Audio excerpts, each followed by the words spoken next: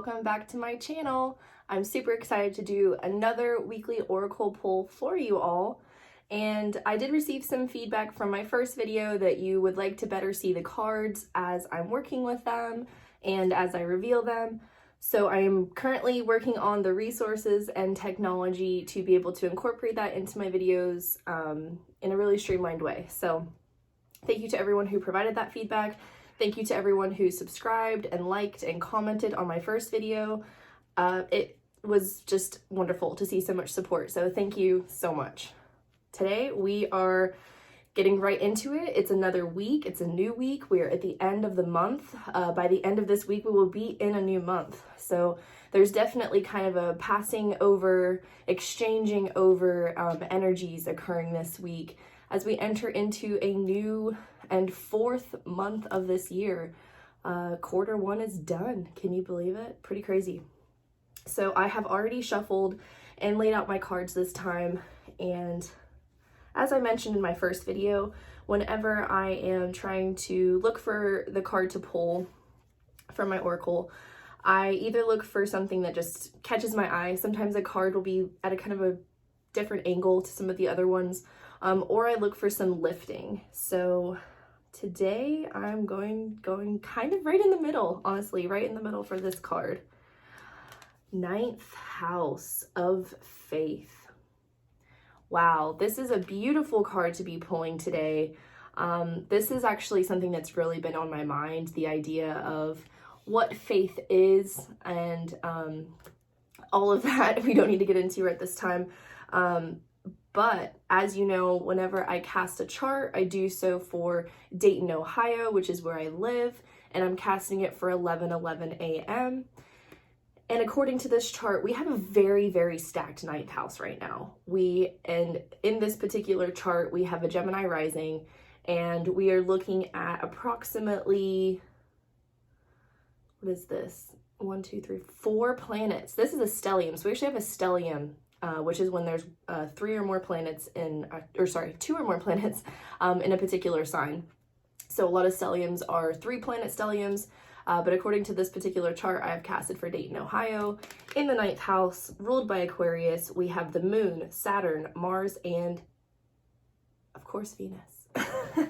So this is some really intense Aquarian energy, and I don't know if any of you were into astrology last year at all, but last year in January was such an intensely Aquarian like time period. It felt electric to me, like as in I would touch things and shock people. So much electricity was in the air. And of course we know that Aquarius, the air sign, does rule over technology and social media and things of that nature. So there is definitely a very electrical component. And Uranus is of course attached to Aquarius, which is very much related to those same things. So again, we have the Moon, we have Saturn, we have Venus, and we have Mars, all in Aquarius. Now, an interesting thing to note here is that there is actually a conjunction happening right now. And I will include a link to a blog that I wrote about different aspects so you can learn a little bit more about what a conjunction actually means. But there is currently an exact conjunction between Saturn and Venus. It is at 21 degrees. I also have a really great blog on degree theory if you're interested.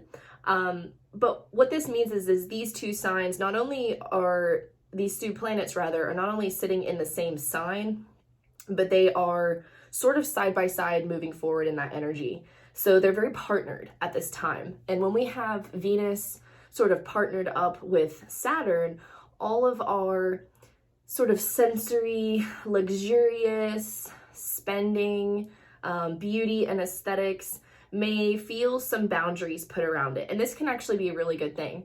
So if you need to file your taxes, if you need to organize your financial affairs, if you need to clean out your makeup kit, clean your brushes, this is a really great time to just kind of fortify the Venusian things in your life, because that's really what Saturn wants us to do, is fortify, mature, be very responsible. So if there is something that you've kind of been putting off that has that sort of financial or responsible attachment to it, then this is really a great opportunity to get those tasks done this week, because the energy is very supportive, right? When we have a conjunction, we have kind of a feeling of intensity. So when we have an intense feeling between Venus and Saturn, it's not really like the sexiest time. It's not super, super romantic like we typically associate with Venus, but it's so good for getting organized. And, maybe if you are partnered up, you've been kind of needing to have a really important conversation with your partner, another great time to do this. And all of this, again, is happening in the 9th house of faith. So the 9th house is typically associated with Jupiter and Sagittarius. So a little bit different energy in many ways to what Aquarius and Uranus are. But I love the idea of faith being the mantra of this card. And the numerology on this card is also 33, which in numerology would actually reduce down to 6, because you always add and then minimize, which 6 is my favorite number. But anyway, so the 9th house and faith, this is the place of higher learning. This is the place of travel, oftentimes spirituality and religion. And the presence of Saturn and Venus being so dutiful and responsible and just kind of like working things out and getting them done. This could very much even relate to your spirituality. If this is a time where you are looking to pull forth more resources, or perhaps let go of some resources that are no longer serving you, it's a great time to kind of figuratively clean house. I've also been kind of recommending to a lot of people this week, because we have a new moon happening in Aries later this week, is that this is such a great time, again, to fortify oneself. And in doing so, you fortify the relationships and the people around you.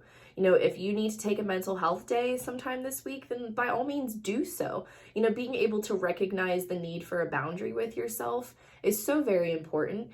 And, Saturn is boundaries, and Venus in many ways is self-care, right? It's a great home-cooked meal, a luxurious bubble bath, your favorite candle burning, all of your senses coming to life. And we know that we have such an incredible sense of memory attached to our senses. So again, if there's something that you need to connect to, something that you need to work through, the energy is super supportive of that this week. Additional layer, of course, is the moon. The moon is currently at 22 degrees, so it's only 1 degree off of this Venus and Saturn situation. The moon represents our emotions, and when the moon is in Aquarius, which I happen to have natally, we don't really consider that the most emotional expression of lunar energy. However, it is very intellectual. It's very much a process of thinking and researching and understanding. So applying that very kind of critical, strategic energy into, like, from an emotional standpoint, into that Venus and Saturn stuff that we were talking about earlier. Again, this is a really great time to figure things out, get things done. Those things that we avoid, that we don't want to deal with, whether it's taxes or doing our profit and loss statement as business owners, whether it is, dealing with our student loans. These things are very tedious, and they're built that way for a reason. Not too many people read the fine print. Not too many people are reading, that chunk of text at the bottom of a commercial. This week, we need to do that. This is definitely a week for reading the fine print, and possibly even kind of going back over things just to make sure that you are building a solid foundation for a life that you want, and, that you're doing so very consciously and critically. As I said before, Saturn is really asking for us to mature, and it's really difficult for us to reckon with that Saturnian, dutiful energy when we just want to have fun. But I think that we can have fun in a really great, play hard, expressive way after we've gotten the task out of the queue first. So, 9th house, faith, spirituality, higher learning, travel. If you are maybe planning to travel at this time, this could be a really, really great opportunity for you to kind of process through, the best deals on your plane tickets. Where's the best place for you to stay? Is it a hotel? Is it Airbnb? Whatever else it is. This would just be a really great time to kind of like really make sure you're paying attention to those details. simply to ensure that you have a good time. You know, kind of consider this conjunction between Saturn and Venus, the two of them working together for your ultimate benefit. And that's exactly what's happening.